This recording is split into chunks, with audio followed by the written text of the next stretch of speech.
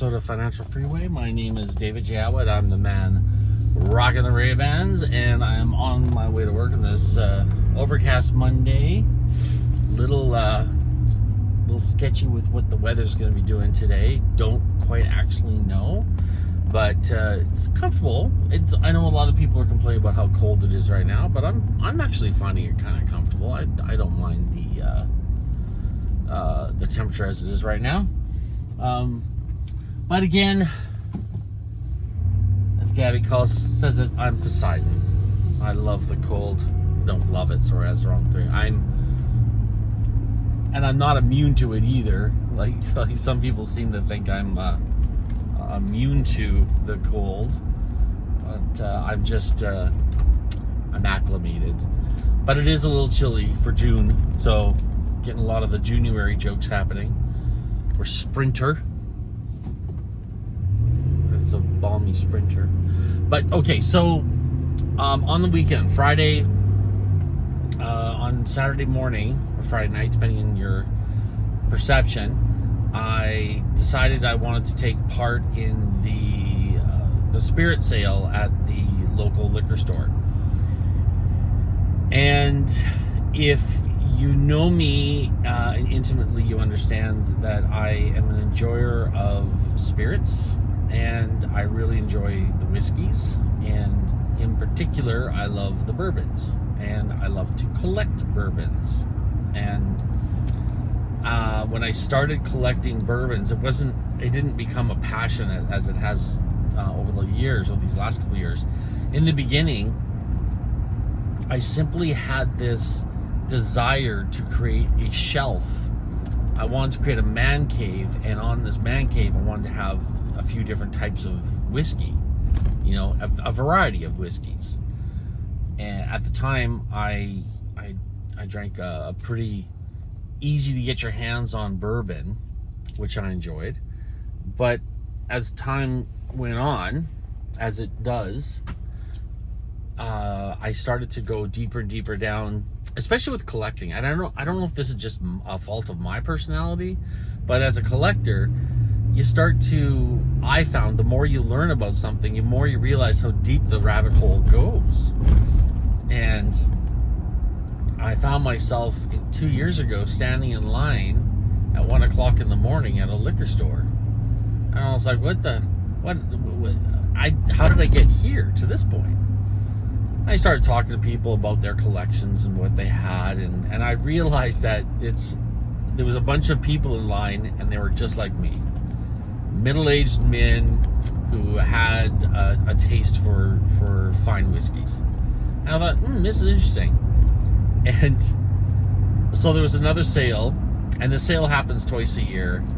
And what happens at the sale is they bring in these exotic and hard to get whiskeys, and people line up for, on this weekend, there was people there from 3 o'clock in the afternoon the day before, and they stayed there all night long. They had a tent, they had a overhead canopy. One guy had a lounging chair. They all had blankets, of course, to make it through the night. They had fire pit they brought out. It was a gong show in this lineup. And I showed up at 3 o'clock in the morning, and I thought I was crazy going to this thing at 3 o'clock in the morning. And after I showed up, a few other people showed up, and right around 6, the lineup started going around the block. There were hundreds of people there for the sale. I could not believe how devoted some of these people were to trying to get these whiskeys. And there wasn't that many. There was a few bottles I got the bottles I wanted, but there was a very few amount for for everybody. There wasn't that much. Like I think they brought in 24 bottles of 2 of the bottles I wanted.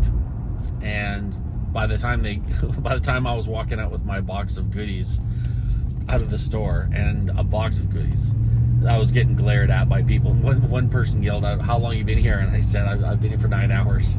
Like crazy. So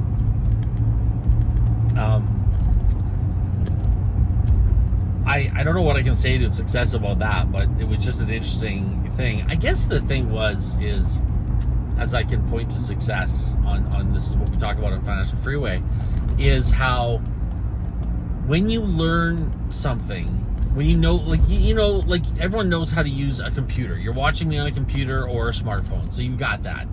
But then when you start to learn something about coding, or you start to learn a little bit more about software engineering, the moment you start to learn something, what happens is this incredible thing where the veneer starts to get scratched away, and you start to see so much more.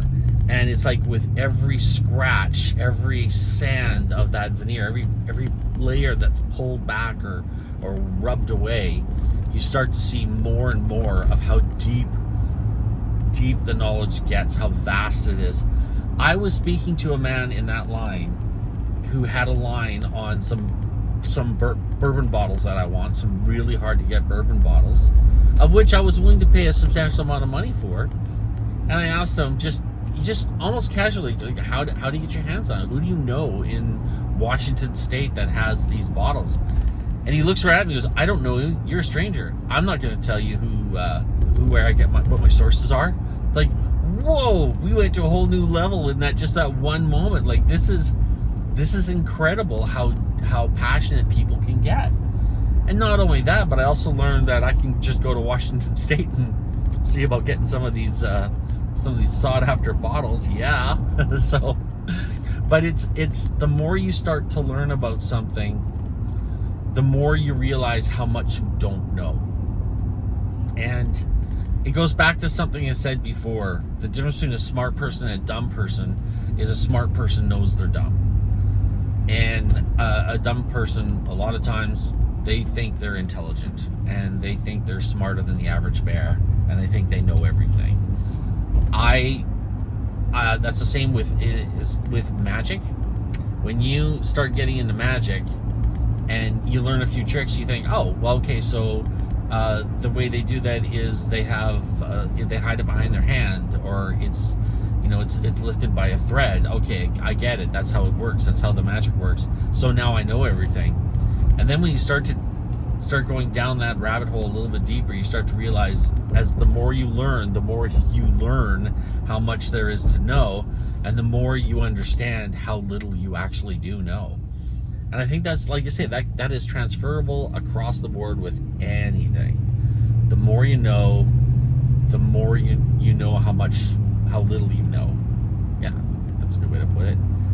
So I think moving forward, when it comes to things like investing, saving, building a business, you don't know much. And the more you start to dig into it, the more you'll find. But the great thing about it is the more you learn, the more you can help other people, and the more passionate you'll become about something. Like, I found myself walking away from that sale. Oh, and by the way, when you're sitting in line with people for 6 hours, you do start to learn a little bit about them, and you start to make friends. And I walked away with some pretty cool friends after the sale.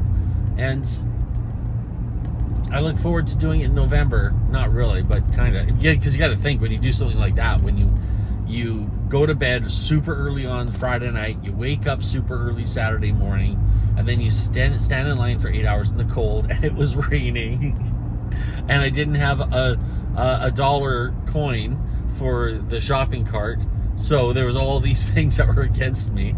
But if you do all this stuff, you start to meet new, really cool people, and I did meet some really interesting people who had some words to say about my choice in whiskeys. It was good. It was great. It was like I say, like, it was about 40 people, all just duplicates of Dave Attwood, a bunch of guys just like me, who just passionate about whiskey, hanging out. But again, going back to what I wanted to talk to you guys today about was, and this goes back to a conversation I had with Roberto Giobbi, who's, if you don't know, he's one of the world's most influential card magicians of our time. And I'm fortunate enough to call him a friend. We were talking, and he was telling me that the thing about magic is the more you learn, the more you realize just how much there is to learn, and how little you have already learned. And there's another saying that I really do enjoy. I really love. It's the master has failed more times than the beginner has even attempted. And I think that's the key too. You know, like, you think you know, you've tried it. You know, there's that old 10,000 hour rule, or 10,000 hours. Yeah, 10,000 hours. You know, there's that. When I was taking Shotokan, my sensei was saying, in order to master a technique, you have to do it 10,000 times. And you know, that's. And again, think about that with regards to everything, with regards to understanding something and learning something, or starting on a new adventure, whatever it might be. The more you start to delve into these things, the more you learn how much you don't really know. So don't be intimidated by that. I was listening to Robert Greene this morning, a famous writer, and he was talking about how it takes 5 years to get good at piano, but in that, once you get to that 5-year mark, the joy that you will get from playing the piano and being a master of that instrument is way more than any drug can give you. And I think that's the key. Is it's worth it. It's worth the effort. It's worth the discipline to try something and start to learn something, even though it might be vast and intimidating. I say take that step, and when you start taking that step, be prepared. It's sometimes it's a very, very deep hole. Anyways, folks, to wrap up, I did get some really great bottles for my collection. These are hard to get bottles of whiskey, so they stay in my collection. And I have a rule about them. I have one to enjoy, one to trade, and one to hoard. So I'll have one that I will enjoy. I like to have 3. One that'll go in the collection, never get opened, and one that'll trade with other people. So we'll keep that going. And yeah, like, hopefully I can reach out to some of these people and start some sort of a dialogue and get to go a little bit further down this rabbit hole of whiskey collecting. Anyways, folks, thank you so much for stopping by and watching. I am trying a new thing with the shorts. Check out the shorts. I'm going to be doing little blips every day because I've been learning that's where everyone's kind of going with the social media thing. So I'm doing these shorts. I'm learning as I go. The first couple are probably going to be pretty ugly, but I'm gonna master the technique soon enough, I'm sure. Anyways, folks, thanks so much for watching, and wherever you are in the world, make sure you subscribe, hit the thumbs up, let me know that you like what you're watching here. Subscribing is always nice. It always makes me feel good, just makes me happy, and it helps the algorithm, really. If you watch this far, give me the thumbs up. And make sure you check out the website, financialfreeway23.ca. That's where all the good stuff goes. That's all where the real juice, where the rubber meets the road, as I like to say. And as always, make sure that you spread the word. Spread the good word.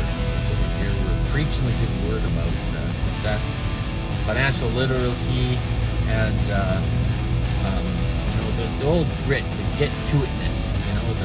The go get 'em tiger kind of attitude. Spread that word, because we really believe that everyone in the world has the inalienable right to live a life of abundance. Thank you so much, wherever you are in this beautiful world today, on this beautiful Monday morning. God bless.